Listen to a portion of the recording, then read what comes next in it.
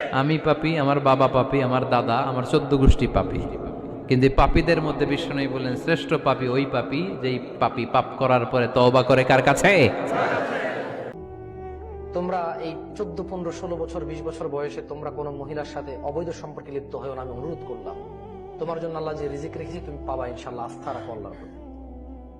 আমি যুবতী আমার বোনদেরকে বলতে চাই, বোন তুমি এই ছেলেদের সাথে তোমার চরিত্র নষ্ট করেও না, তুমি সন্তুষ্ট থাকো। আলহামদুলিল্লাহ এই দেশের মাটিতে এখনো মানুষ এইটা মনে করে না যে মেয়ের বয়স 30 বছর হলে বিয়ে দেবো, ম্যাচুর হইতে হবে।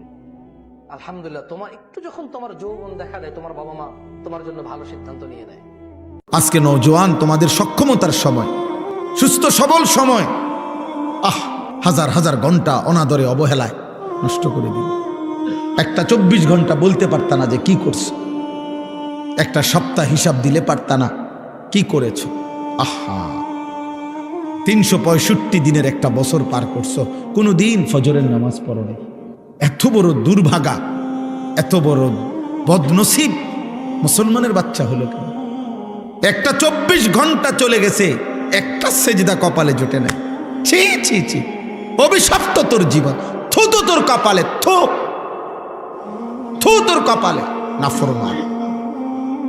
থুতু দিলাম তোর কপালে, তোর ওই কপালে থুতু। যে কপাল আল্লাহকে একটা সেজদা দিতে পারলি না।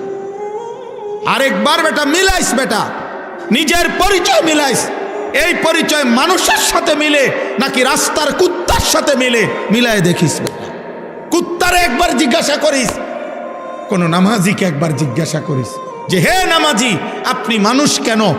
কুত্তারে বলিস কুত্তা তুই কুত্তা কেন? মিলায়া দেখো বেটা, জীবন মিলায়া দেখো। একটা সেজদা দিতে পারল না আল্লাহকে। ছি ছি ছি ছি, ছি তোর জীবনের উপরে, ধিক তোর জিন্দেগির উপরে, ধিক তোর জীবনের উপরে।